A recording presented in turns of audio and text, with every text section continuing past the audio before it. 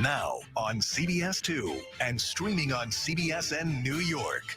New York City debates, the Democratic primary.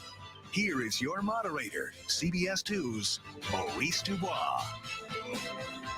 And good evening, everyone. It is so good to have you with us. I am joined here in the studio tonight with CBS 2 political reporter Marcia Kramer. Thank you. And here with us as well tonight, the candidates, Andrew Yang.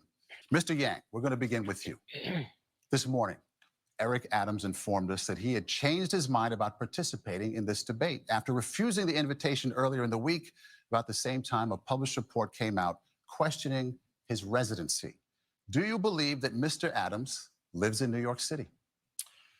I'm glad Eric is here. Thank you on behalf of the voters of New York City, Eric. But I want to reflect, Maurice, on the oddness and the bizarreness of where we are in this race right now, where Eric is literally trying to convince New Yorkers where he lives and that he lives in this basement.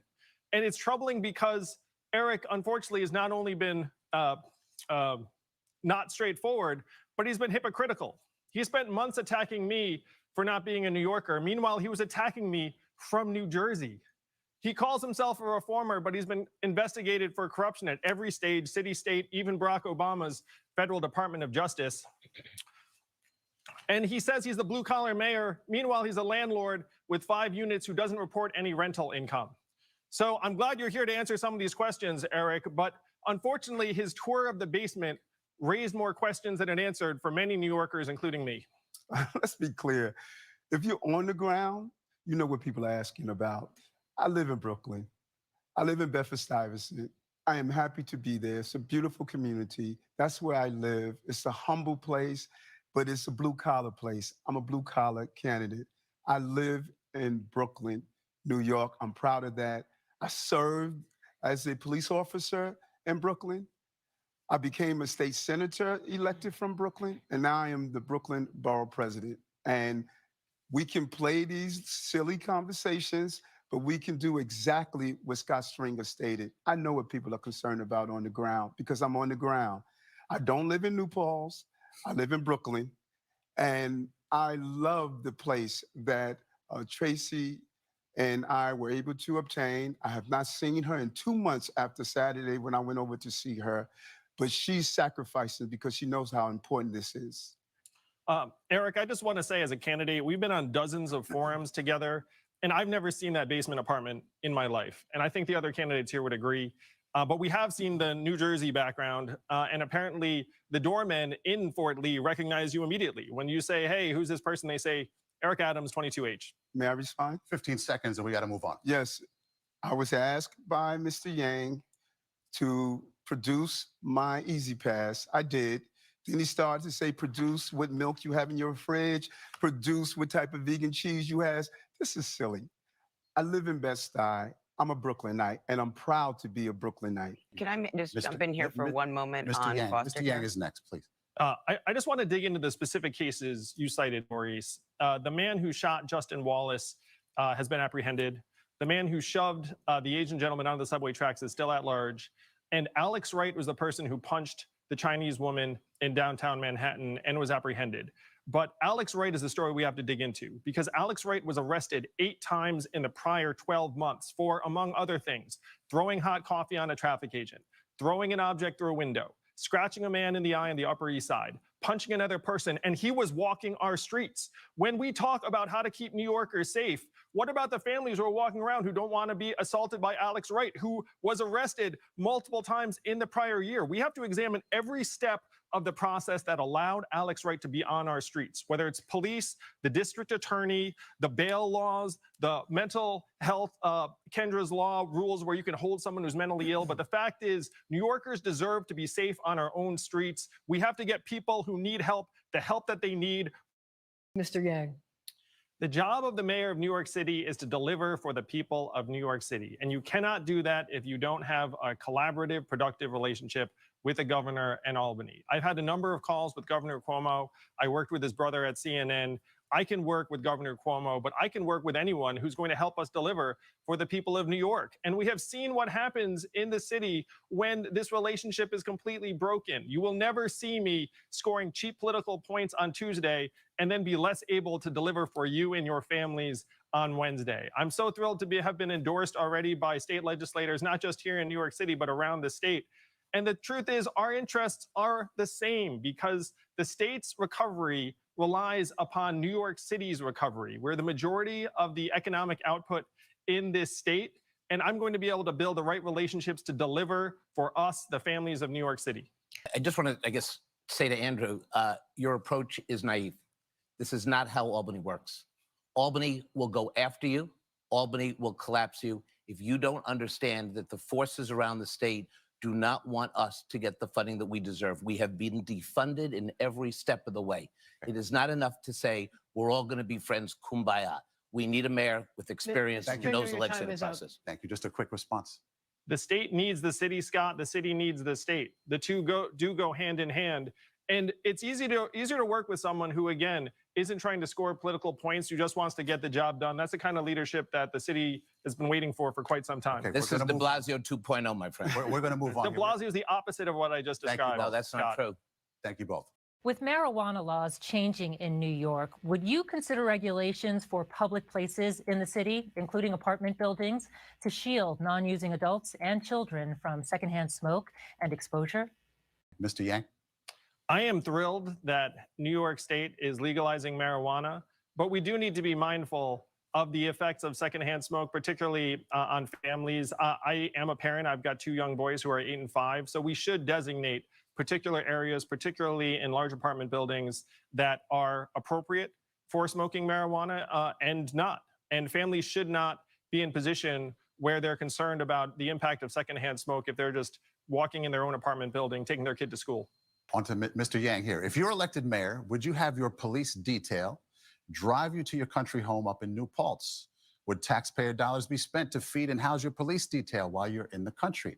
Who would pay for gas and tolls? New York City is in crisis mode. I don't expect to leave the city a single day for my first term. I'm going to be here grinding it out because that's what our city requires right now. We all can look around us and see how badly wounded New York is. Families don't feel safe on our streets or our subways. Trash is piling up. Our schools are barely open. Half our kids are still not back. So this is going to be the work of a lifetime in many ways. It may be the last job I do. I had a voter come up to me and say to me, Andrew, I want to vote for you, but can you tell me that you're going to be here 7 days a week, 24 hours a day? Because I like you, but I'm concerned about that. And I said 100%, because this city is going to need me grinding away, just like so many families have been grinding away over these last number of months. New Yorkers are going to be sick of me. They'll be like, Yang, go away, because I'm going to be here all the time, just trying to solve problems and get our city working again for us and our families. Okay, thank you. Next question goes to Eric Adams. Mr. Adams, you claim that you would be the best candidate to reduce gun violence in New York City, but the police precincts in northern Brooklyn have some of the highest gun crimes in the entire city. Why haven't you been able to reduce crime in your own backyard? A great question, because when you look at gun violence, we often look at the act that trigger was actually pulled and not what led up to the climate that created that. I remember an 11-year-old child being arrested for robbery when I was a lieutenant. And then when I spoke with him, you know what I found out, Marsha? I found out he was raising himself. His mother was on crack. His dad was in jail. He had no one at home. We allow these babies to slip through the cracks. And if you go to these areas where violence is high, you know what you're going to find? You're going to find proficiency rates are low. You're going to find a high level of foster care. You're going to find a high level of drug abuse. So we need to deal with gun violence holistically and deal with it immediately. People are going to look at you and they're going to say, how can you make us feel safe if you couldn't stop it in your own backyard? I don't concur with that. The mayor of the city of New York controls his police department. I introduced what was called SNUG, guns spelled backwards. This is a program that deals with having crisis management teams when I was in the state Senate, and everyone knows the role that these crisis management teams are playing. When you put in a real comprehensive plan to deal with violence, you can bring down violence. I had several conversations with the mayor of initiatives that I would introduce, but I'm not the mayor yet. On January 1st, you're going to see some amazing initiatives. I want to speak to this because Eric's campaign seems to go like this. You're concerned about crime. I used to be a cop 20 years ago. I should be mayor. But the fact is, when Eric talked to some audiences, he said the cops love him. And then to other audiences, the cops can't stand him. He goes to one audience and says, Mayor Giuliani, great on crime. And then he turns to another audience and says, Mayor Dinkins, great on crime. So it's unclear exactly what Eric's approach to our safety would be. And this is his core issue. And like you just said, Marcia, shootings are up over 100% in Brooklyn, his borough. The solve rate, the clearance rate for those shootings, 25%. 3 out of 4 shooters are still walking around. Many people are surprised to learn a number of iconic places in our city are named after individuals who held people as slaves. Names like Stuyvesant, Nostrand, Lefferts, and Borum. Should New Yorkers have to live on streets or go to schools or buildings named for slaveholders, or should those names be changed? Mr. Yang. Times change. We should listen to the will of New Yorkers as to who they want the streets named after and had a legacy of racism and slavery. Then those names should be changed. So the next question goes to you, Mr. Yang. There are more bicycles on the streets of New York City than ever before. Some of them are motorized, reaching speeds of up to 30 miles an hour, and injuries have resulted. What do you think about requiring license plates on bikes so people who violate the rules and the rules of the road can be ticketed? I'm an avid bicyclist. One of the joys of the last number of years was bringing my kids to school on the back of the bike before they outgrew it. It was a sad day. But you're right, Marcia, that there are a lot of e-bikes out there and scooters, and our infrastructure is really not set up for it. So we do need to make sure that people aren't traveling at speeds that are going to be dangerous for families that are crossing the crosswalk. I do think we should certainly be licensing e-bikes and any vehicle that can go above a certain speed. And I want to speak to something that a lot of New Yorkers are suffering from, which is noise pollution from certain types of ATVs and bikes that are designed just for maximal volume. Like, that is illegal. We need to enforce that and make sure that we're not terrorized on our own streets. I've been walking down the street with my family, and then all of a sudden there's just like, and then you're just like, what is going on? But Mr. Like, Yang, what about the bicycle riders who disobey the law? They don't go in the bike lanes, they go up the wrong street the wrong way, they go up the middle of the street. Shouldn't there be license plates so you can ticket them? I've actually, I don't know if this is going to be bad news, but I've actually received a ticket on a bicycle, and the lack of a plate on the back of it did not seem to to keep this officer from issuing me a ticket.